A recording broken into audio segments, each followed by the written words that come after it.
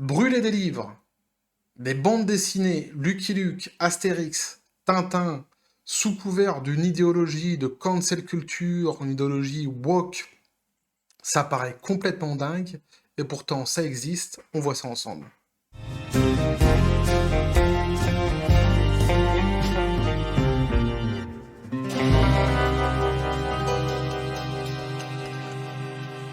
Et quand j'ai vu cette news, quand j'ai lu cet article, d'abord, je dois dire que j'ai pas été étonné outre mesure sur le fait que ceux qui prônent la cancel culture et les woke puissent faire des choses qui soient complètement délirants. Là-dessus, je suis pas tellement étonné. En revanche, ça m'a quand même profondément choqué d'entendre qu'ils aient brûlé des livres. Et toute l'histoire, je la trouve assez extraordinaire, assez rocambolesque, hein. Je trouve ça fou, je trouve ça extrêmement dangereux. Je me demande en fait jusqu'où ils peuvent aller et qui va les arrêter en fait à un moment donné parce que c'est une idéologie moi, que je trouve bah ouais, dangereuse en fait, hyper dangereuse. Et je suis très étonné de ne pas voir qu'on en parle autant en fait, hein. J'en ai pas entendu vraiment beaucoup parler de cette histoire. Peut-être que certains l'ont fait, hein, j'ai pas non plus, j'ai pas les yeux partout, je peux pas tout voir, mais quoi qu'il en soit, je trouve que c'est brûler des livres en 2021, je sais pas si on se rend compte du délire, quoi, hein, brûler des livres en 2021, alors qu'il y a même encore des livres comme Mein Kampf qui sont réédités, quand on sait que c'est des Lucky Luke, des Tintin et des Astérix, je trouve ça complètement fou, et toute l'histoire, en fait, qui est à l'intérieur de ce sujet-là est complètement dingue. Je vais essayer de vous l'expliquer, de faire un petit peu le tour. Alors, je suis pas un grand spécialiste des woke ni de la cancel culture à la base, mais je suis systématiquement, ils me surprennent, et jamais dans le bon sens. Donc, hein, on nous dit ici, cancel culture, des écoles canadiennes donc, détruisent 5000 livres, parmi lesquels Tintin, Astérix et Lucky Luke. C'est de la folie, hein. C'est de la folie, hein. Tintin, Astérix, en plus, tu vois, tu t'attends à ce que ça soit des livres hyper dangereux, quoi. Un truc, tu vois, justement, je parlais de Mein Kampf, à la limite, pourquoi pas, même si, à la base, moi, je suis pas de toute façon pour brûler des livres. Et je suis pas non plus pour le fait qu'il faille justement cette histoire de cancel culture, en fait, d'effacer le passé pour faire semblant qu'il n'existait pas. D'ailleurs, on n'efface pas totalement le passé, puisqu'on veut effacer le passé tout en disant qu'il faut se souvenir de la souffrance de ce que ce passé a commis. Donc, quelque part, on se souvient que de ce qu'on veut. Et on brûle, par contre, tout le reste. Je trouve ça complètement con et au contraire, moi je suis pour qu'on regarde en face les choses qui se sont passées, qu'on apprenne, c'est vraiment bateau ce que je dis, hein, c'est vraiment banal et c'est bête, hein, mais qu'on apprenne des erreurs hein, qu'on a commises et de faire en sorte de ne pas les reproduire. Mais le meilleur moyen, c'est justement de pouvoir laisser la culture et l'instruction se faire sur ce qui s'est passé dans les événements du passé, justement. Donc, hein, on nous dit 5000 livres, hein, Lucky Luke, etc. Donc, hein, brûler une proche de Justine Trudeau. Alors, vous allez voir, cette proche en question, c'est quand même assez rigolo, hein.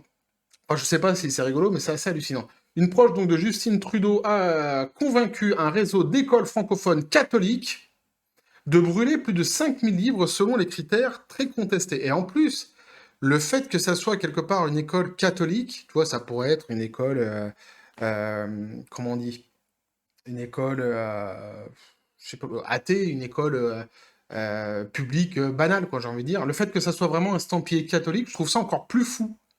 Il y a quelque part, il y a une espèce de paroxysme de l'étrangeté dans cette histoire que je ne saurais expliquer, mais il y a comme un truc à l'intérieur, je me dis, mais c'est quoi ce délire? Peut-être parce qu'aussi la religion catholique, même si on va pas rentrer dans les religions, mais eux aussi, ils ont un très très lourd passé, qu'ils ont beaucoup de mal d'ailleurs à regarder en face la plupart du temps. Donc je trouve qu'il y a arriver à aller brûler des Lucky Luke, des Tintin et des Astérix, je trouve qu'il y a une espèce d'étrangeté intellectuelle qui me choque profondément.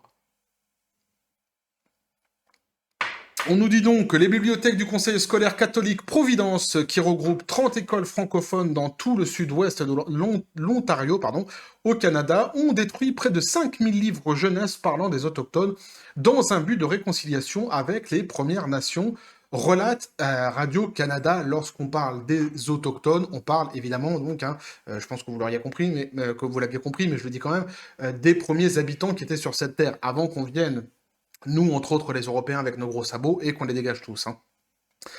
Qui est sans doute un des plus gros génocides hein, de l'histoire de l'humanité, hein, c'est une évidence. Hein. Donc, on nous dit entre guillemets, donc une cérémonie de purification par la... Alors, c'est fou, quoi. Une cérémonie de purification par la flamme s'est tenue en 2019 afin de brûler une trentaine de livres bannis dans un but éducatif. Les cendres, pardon, les cendres ont servi comme engrais pour planter un arbre et ainsi tourner du négatif en positif. En fait, quelque part, tu vois, cette phrase-là, faudrait peut-être l'encadrer. Au summum, on pourrait marquer, tu vois, en espèce de titre, au summum de l'imbécilité, voici ce dicton.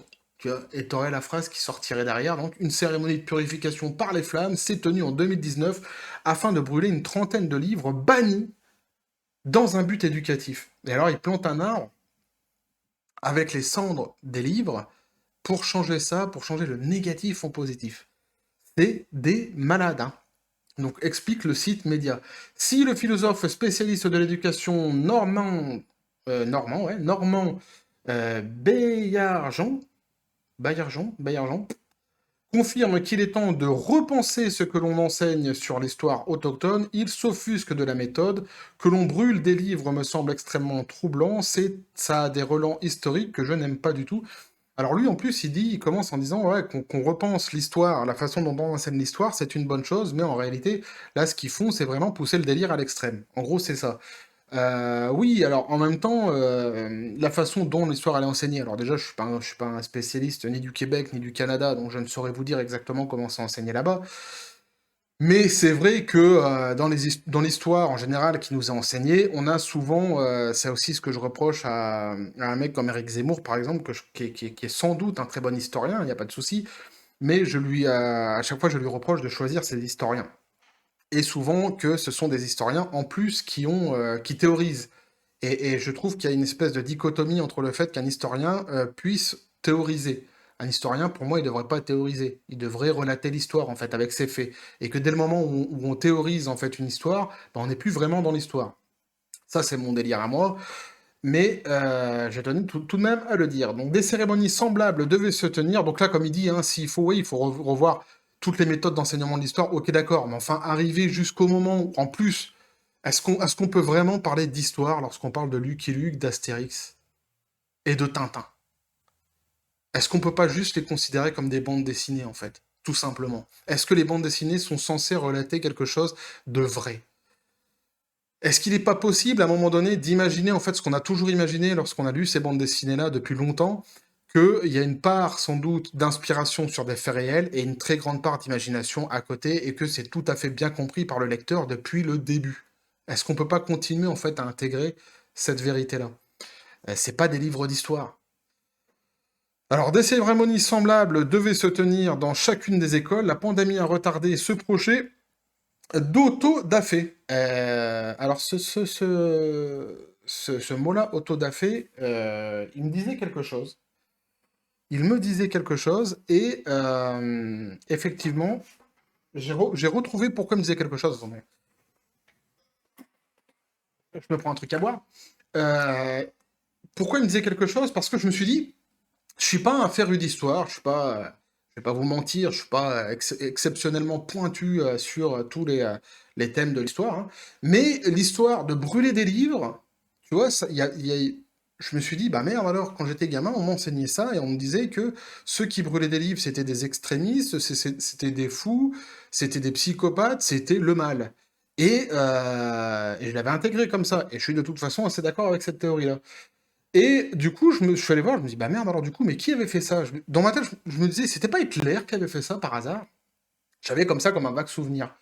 Et je suis donc allé voir, effectivement, sur notre ami Wiki, hein, j'ai tout simplement tapé Hitler brûle des livres, et le mot autodafé est revenu, puisque c'est l'autodafé de 1933 en Allemagne.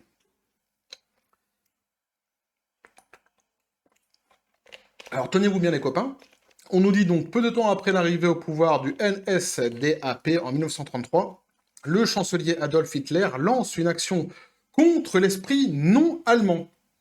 Vous allez voir quand même qu'il y a des termes, il y a des façons ouais, des façons de penser qui ressemblent hein, tout à fait avec en fait la façon de voir nazi. Hein. Ça c'est extraordinaire, mais bon, le parallèle est extraordinaire, mais c'est eux qui le font en même temps, brûlant des livres. Ce n'est pas moi. Hein. Donc dans le cadre de laquelle pardon, se développent des persécutions organisées et systématiques visant les écrivains juifs, marxistes ou pacifistes. Il s'agit en fait d'une initiative organisée et mise en œuvre par des étudiants allemands sous la direction du NSDSTB, Association allemande des étudiants nationaux socialistes. Le 10 mai 1933, le mouvement atteint son point culminant au cours d'une cérémonie savamment mise en scène devant l'Opéra de Berlin et dans 21 autres villes allemandes, des dizaines de milliers de livres sont publiquement jetés au bûcher par des étudiants, des enseignants et des membres des instances du parti nazi. Ils constituent les autodafés allemands de 1933.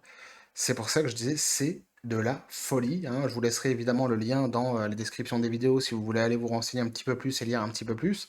On va pas évidemment refaire toute l'histoire, sinon on va faire une vidéo de 3 heures et je vais vous perdre à la moitié, même bien avant ça, je pense.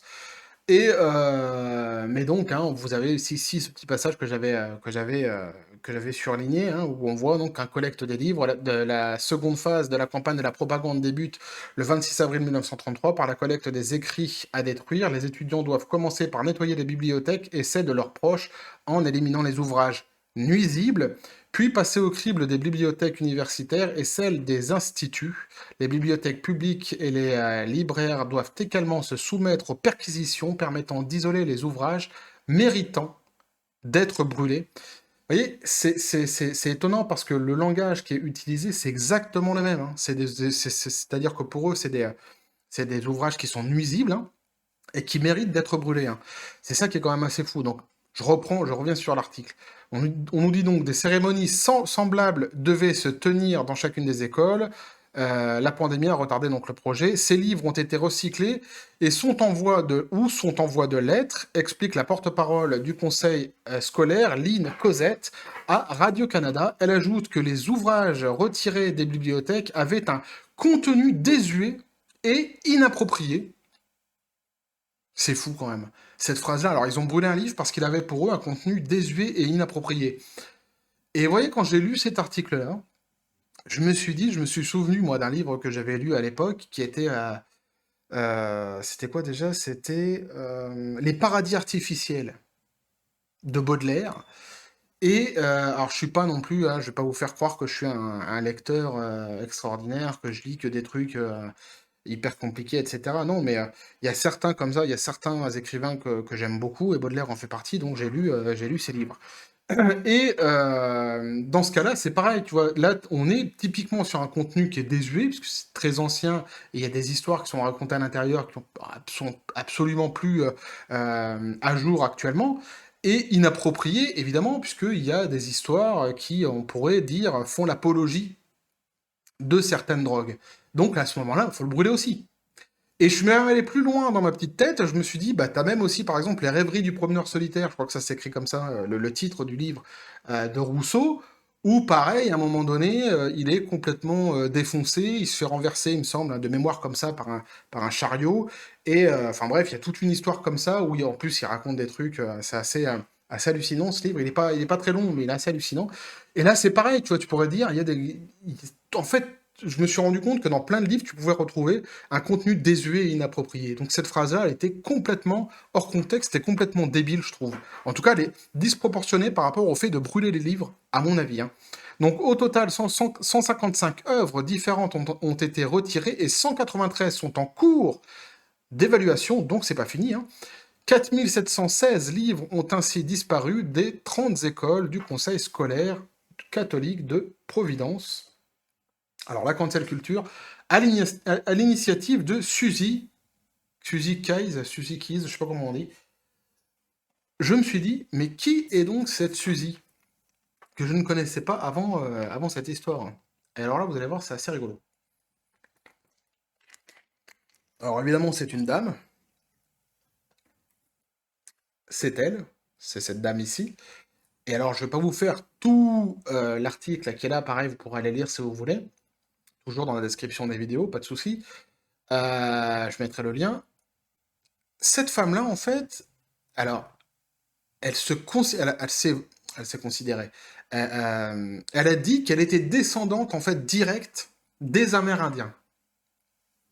Sauf qu'on s'est rendu compte qu'en fait, pas du tout. Et alors, elle s'est autoproclamée, et ça, c'est quand même assez hallucinant, la gardienne du savoir, la meuf. Je vous dis vraiment, ce sont des malades. Ce sont des malades. Ah. Et alors là, donc, dans cet article-là que j'ai trouvé, on nous dit on ne trouve aucun ancêtre d'autochtones sur 7 générations à la coprésidente de la commission autochtone du Parti libéral du Canada. C'est-à-dire qu'elle, elle s'est vendue comme ça en disant ouais, moi, mes ancêtres sont autochtones, c'est pour ça, je suis la gardienne du savoir. En fait, rien du tout, hein.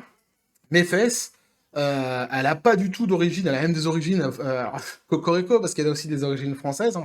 C'est un petit peu pour nous, ça.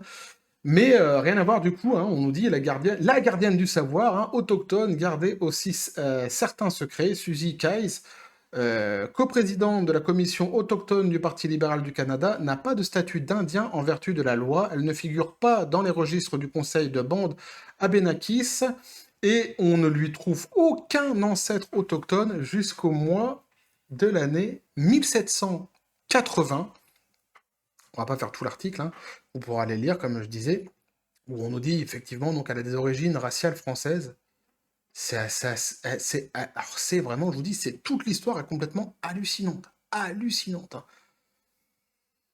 Donc hein, l'autoproclamé grand marabout, grand Manitou, grand je ne sais pas quoi de la cancel culture et gardienne du savoir des autochtones, parce qu'elle avait des origines autochtones, eh bien n'était pas du tout autochtone.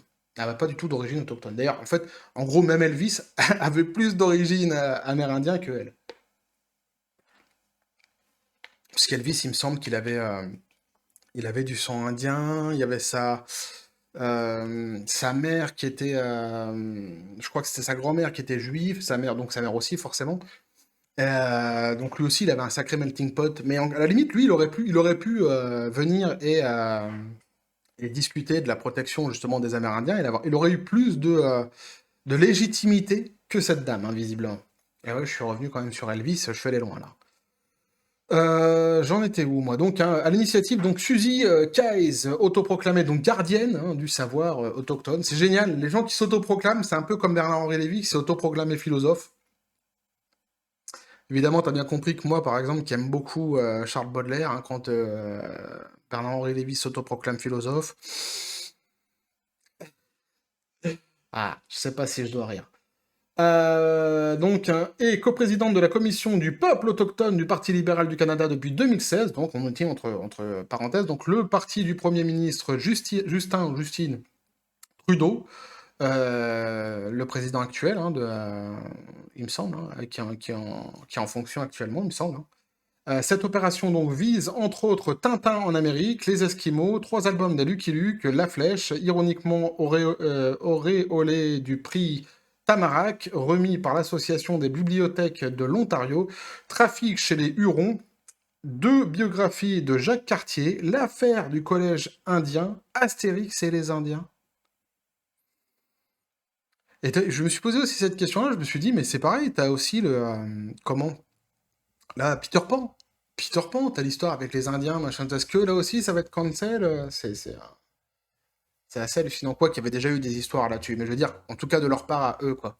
Alors, Suzy Kies reproche à ses ouvrages de sexualiser les femmes, de fausses représentations, de dénuder les torses, d'appropriation culturelle ou de manque de respect envers les cultures de langage non acceptable. Elle rejette tout lien avec l'alcoolisme, et si le mot indien plutôt qu'amérindien est utilisé, le livre, selon elle, doit être banni. C'est-à-dire qu'en fait, à chaque fois qu'il y a le mot indien qui est utilisé dans quoi que ce soit, pour elle, faut bannir. Un indien dans la ville, non. Tu peux pas. Bah, mais c'est pas pareil, ça n'a rien à voir, mais elle s'en fout. Ouais, c'est comme ça. C'est pas mais tu dis pas indien, indien, t'as plus le droit, de toute façon. Alors, même des auteurs autochtones ou des parents autochtones ont été envoyés au recyclage. Même des auteurs autochtones ou des parents autochtones ont été envoyés au recyclage.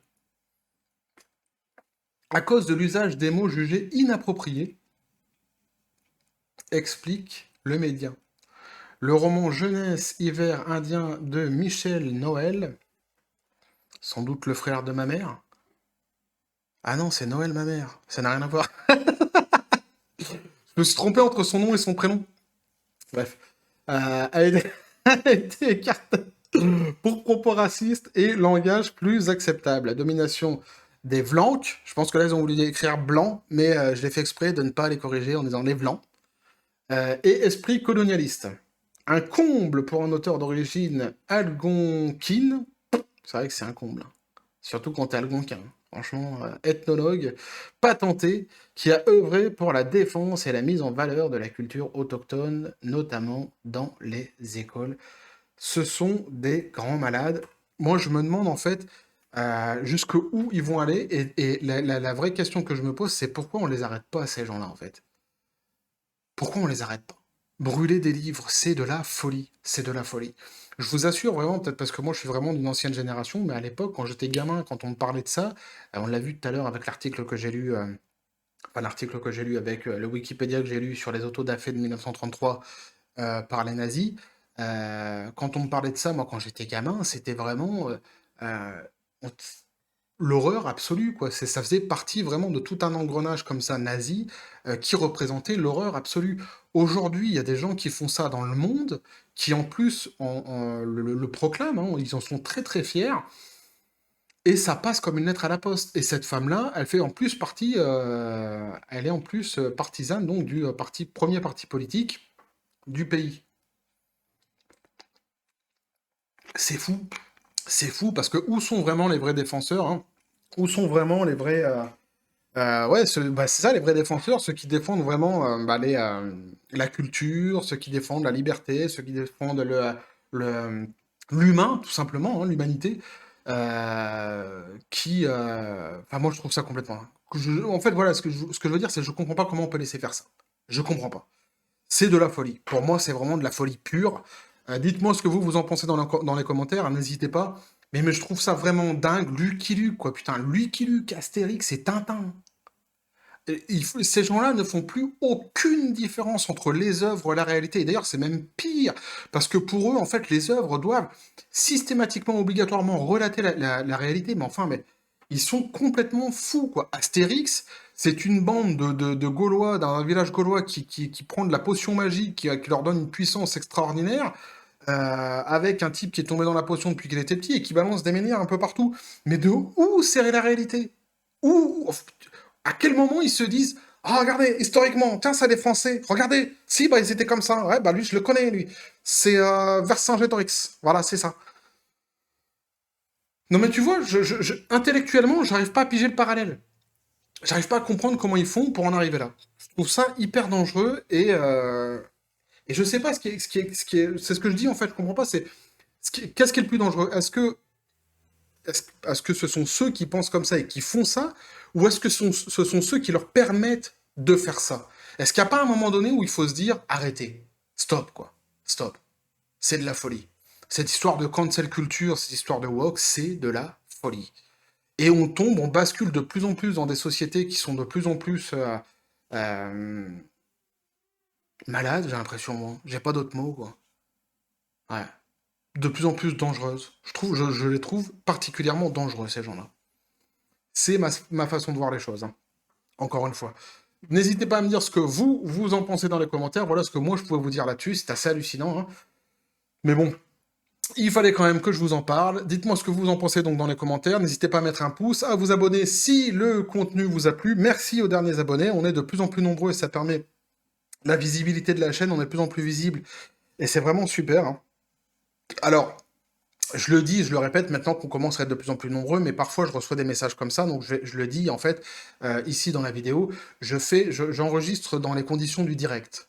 Il y a que l'introduction que je me permets de refaire et que je retouche pas, hein. C'est-à-dire que je refais complètement de A à Z à chaque fois, mais une fois que c'est lancé, j'enregistre dans les conditions du direct. Donc, je vous donne à chaque fois un avis qui est brut, où je développe pas spécialement énormément.